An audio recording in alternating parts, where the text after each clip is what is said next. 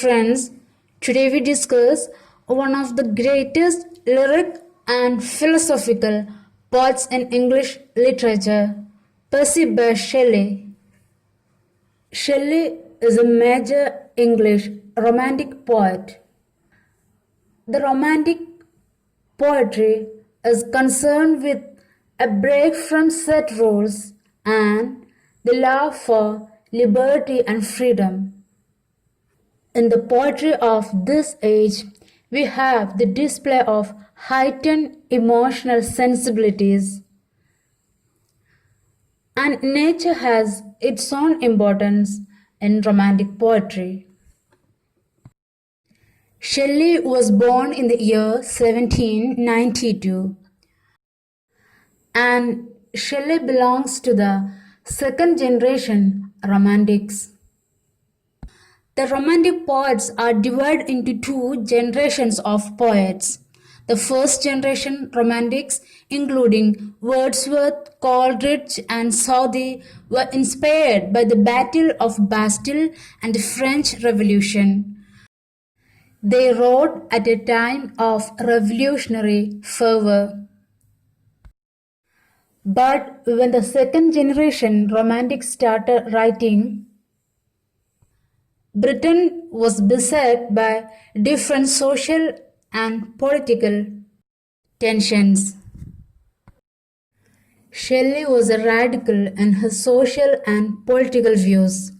Consequently, his writings both in verse and prose carry on a long campaign against oppression and tyranny. He died in the year 1822. And today the subject of our discussion is the poem To a Skylark. This poem was published in the year 1820 along with his lyrical drama Prometheus Unbound.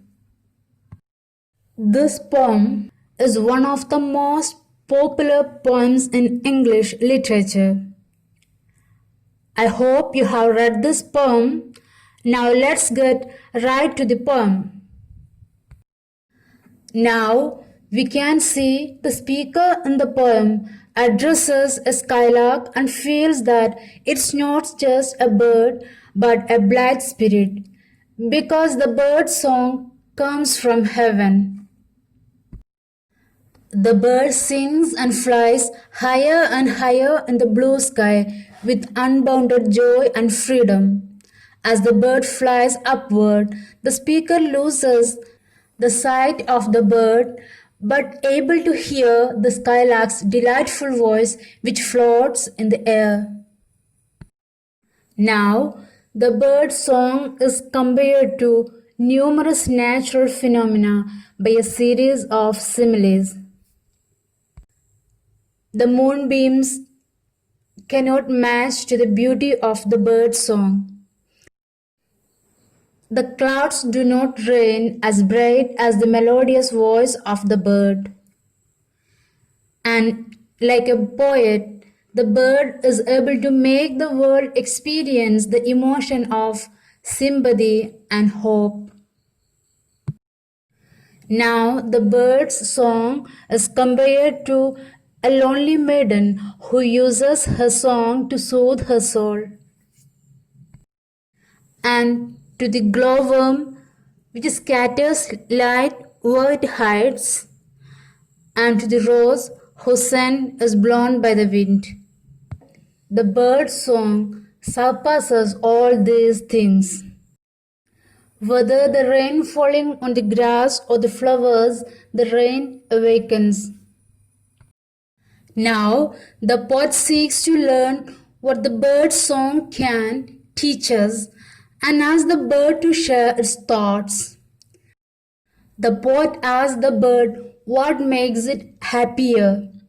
Is it feet, waves, mountains, sky, love, or ignorance? The skylark sings of love that is free from pain.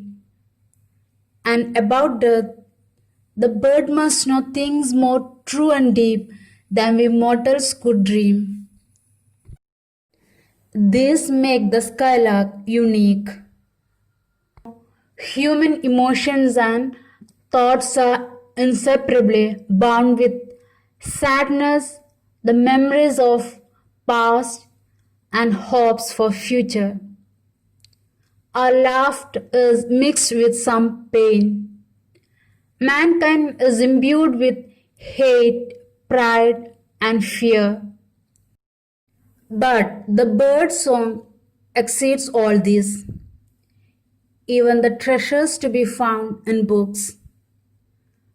The song excels in the experience of joy in life, and the poet seeks to learn from the bird half its gladness, so that the poet can convey this secret to the world. So let's look into the main ideas in the poem. The point that the bird and its song transcend the limits of earthly existence is central to this poem. Throughout the 21 stanza, the poet explores this, comparing the bird with numerous things. For the poet, the skylark represents all that humans strive for but can never attain. That is the freedom from disappointments and pain of mortal life. And the skylark is poet's natural metaphor for pure poetic expression. And this poem shows the poet's extraordinary capacity for expression, beauty, love, joy, and hope. And the poet's approach in this poem is romantic. That is, the poet took inspiration from the natural world and exhibits a deep appreciation for nature. Now let's talk about the rhyme scheme of the poem. In each stanza, the first and fourth lines rhyme with each other, and the second, fourth, and fifth lines rhyme. So the rhyme scheme throughout the poem is A, B, A, B, B. I hope it's clear now. Now let's talk about the meter of the poem. The first four lines of each stanza follow the pattern a stressed syllable followed by an unstressed syllable. This kind of rhythm is trochaic, and there are 3 beats in each line, which is called trimeter. And putting all this together, it is trochaic trimeter.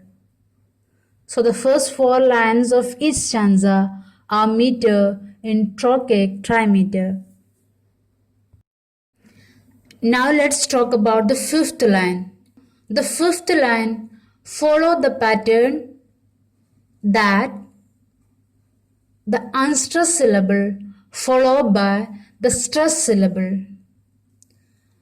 This kind of rhythm is iambic, and there are 6 beats in this line, which is called hexameter. And putting these all together, it is iambic hexameter, or also known as Alexandrine.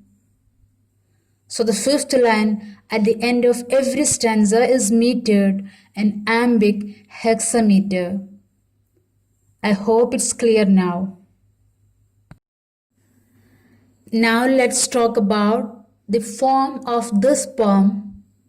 Here the speaker addresses and praises a bird, and this kind of poem is ode. An ode is a lyric poem that addresses and celebrates a person, thing, place, or idea. And ode was a prominent poetic form in the Romantic period, and the British Romantic poets perfect the personal ode.